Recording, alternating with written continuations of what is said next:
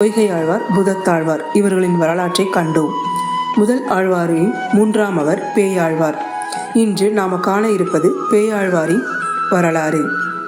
சென்னை மாநகரில் மயிலாப்பூரில் உள்ள ஆதிகேசவ பெருமாள் திருக்கோவில் கிணற்றில் செவ்வல்லி மலரில் அவதரித்தார்.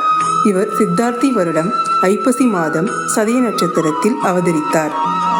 திருமாலின் நந்தகம் என்று சொல்லக்கூடிய வாளின் அம்சமாக தோன்றியவர்தான் இந்த பேயாழ்வார்.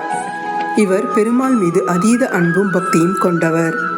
அதிகமாக பெய்யக்கூடிய மழைக்கு பேய்மழை என்றும், அதிகமாக வீசக்கூடிய காற்றிற்கு பேய்காற்று என்றும் கூறுவது வழக்கம்.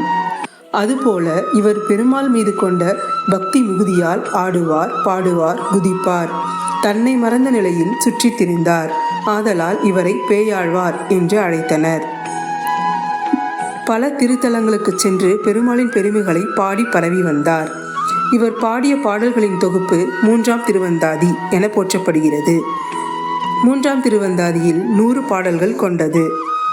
முதல் ஆழ்வார்கள் என போற்றப்படும் பொய்கையாழ்வார், பூதத்தாழ்வார், பேயாழ்வார் இம்மூவரும் அயோனிஜர்கள் என்று கூறப்படுகிறார்கள். அயோனிஜர்கள் என்றால் கர்ப்பவாசம் செய்யாதவர்கள் என்று அர்த்தம். மூவரும் ஒரே ஆண்டு அடுத்தடுத்த நட்சத்திரத்தில் அவதரித்தனர். மூவரும் திருக்கோவிலூர் நகரிலுள்ள திருவிக்கிரம பெருமாளை தரிசித்து அதே நேரத்தில் பெருமாளின் அருளை பெற்று முக்தி அடைந்தனர். முதல் ஆழ்வார்களின் வரலாறு முற்று பெற்றது. இந்த வீடியோ உங்களுக்கு பிடிச்சிருந்தா லைக் பண்ணுங்கள், ஷேர் பண்ணுங்கள், மறக்காமல் சப்ஸ்கிரைப் பண்ணுங்கள்.